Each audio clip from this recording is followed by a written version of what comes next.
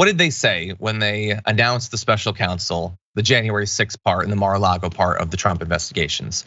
That they were doing this to avoid the appearance of impropriety or bias or the deep state. You can't have Merrick Garland because he's such a rabid pit bull. You can't have him being the one choosing if there's any charges against Trump. So they had to have Jack Smith, the special counsel that was put forward. And Jack Smith has all of the credentials that you'd want. Very serious guy. He's worked in war crimes and he's worked in similar sorts of areas and everything. And so sure, this might slow things down, but don't worry. We're just doing this to really make sure that we're immune to any accusations of bias. What did we say about how that would play out in practice? Well, take a look at this. Here's a bleat from Representative Marjorie Taylor Greene, who says, the neutral, fair, can't be influenced special counsel Jack Smith is another DOJ Democrat operative. His Democrat activist wife makes documentaries financed and backed by leftist globalist George Soros. Sorry, my ears are ringing from the dog whistles. And is a Biden donor. Jack Smith's mother-in-law was a George Soros senior fellow at the Open Society Foundation. Jack Smith's psychotherapist sister-in-law compared Trump winning POTUS the same as 9/11 and urged her patients to resist, and is also a Biden donor.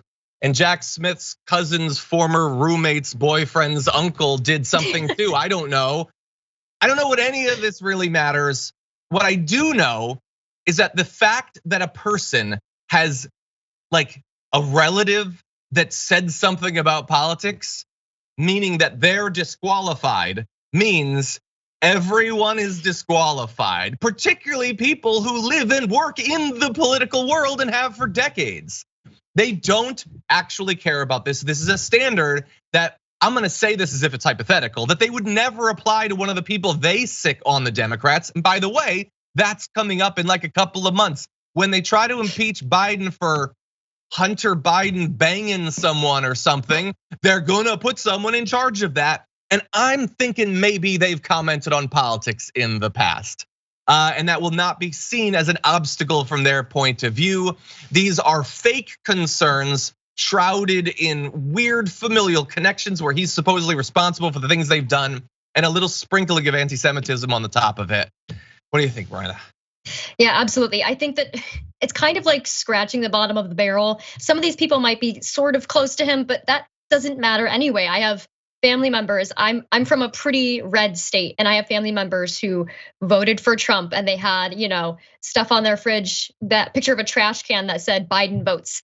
But here I am, a Democrat, working for the Young Turks. You can have family members or people that you know related to you in any sort of way that think differently from you, because that's how society works and that's how the human brain works. It doesn't necessarily mean that those are your views reflected. And it also goes to show that the Republicans only like when people break the law or do dirty things to service them. And if they like someone and that person actually follows the law and says, no, I'm gonna do this correctly, and it doesn't service them, immediately they turn on them like jackals. Yeah.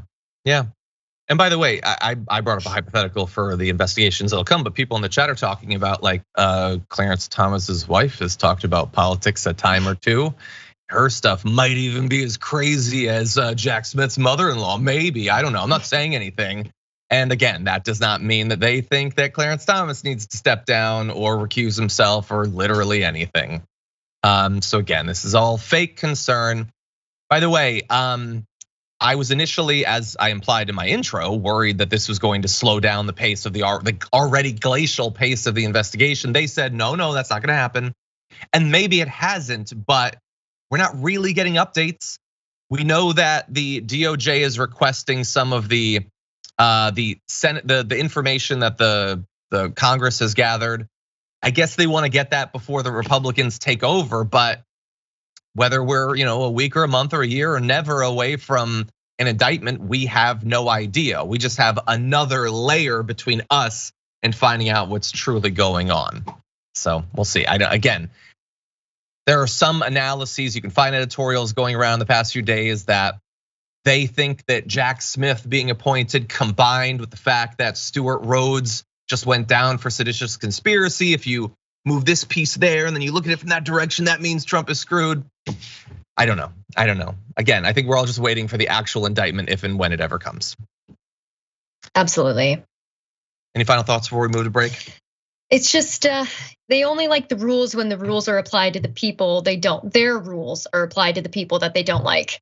And it's just so obvious and can be shown right there in Marjorie Taylor Greene's tweet. I mean, that's just it's their playbook and they stick by it and it works somehow. It continues to work. There don't seem to be a lot of consequences. So you're right. I hope we hear something soon. They just keep adding layers and layers to it. And hopefully we can sift through the layers and get to something actually real.